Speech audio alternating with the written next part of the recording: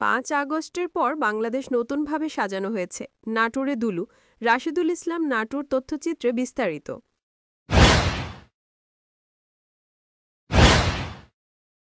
শুনছিলেন সংবাদ শিরোনাম, এখন বিস্তারিত। কসবা টিভি।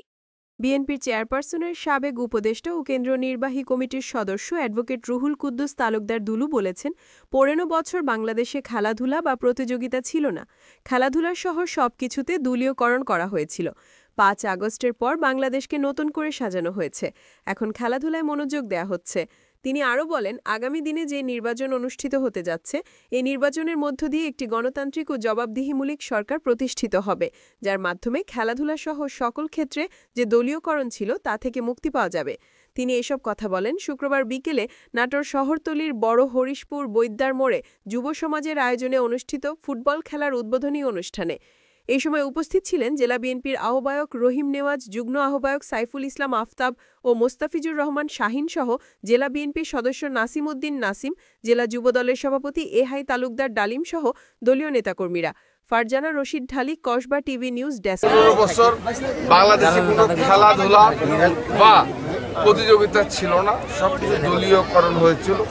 আমরা মনে করি এই বাংলাদেশ এখন নতুন করে স্বাধীন হয়েছে।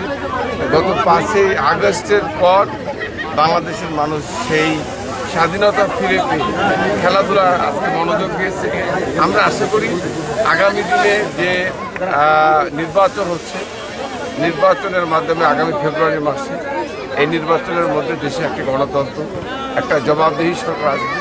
তখন এই যে আজকে যে বিগত দিনে যে খেলাধুলা সকল কিছুর মধ্যে যে একটা দলীয়করণ ছিল, এই জায়গা থেকে মানুষ মুক্ত হবে এবং যারা খেলোয়াড় তারা খেলবে।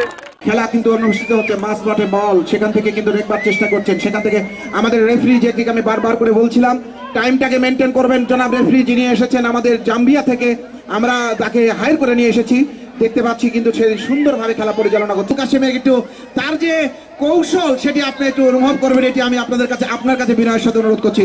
সুপ্রিয় দর্শক মণ্ডলী সহ অসংখ্য নেতা কর্মী আমাদের মাঝে উপস্থিত আছে। হরিশপুর ইউনিয়নের সাবেক বিএনপি সাংগঠনিক সম্পাদক চেয়ারম্যান মাহাতাব আলী বিশ্বাস আছেন আমাদের আজকের অনুষ্ঠানের বিশেষ অতিথি।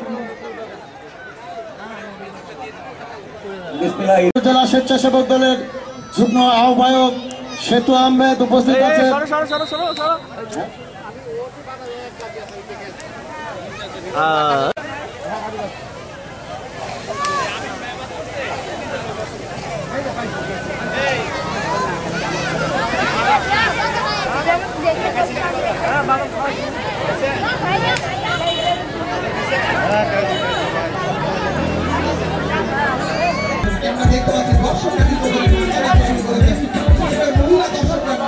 আমরা দেখতে পাচ্ছি শত শত দর্শকের সমাগম ঘটেছে। আমাদের সবাইকে আবারও বাঘের সিংহে লড়াই, দেখা যাক কি হয়। এই মুহূর্তে বল শট করেছেন কিন্তু না, সেখান থেকে শীঘ্র আমাদের সামনে এসে দেখা করো।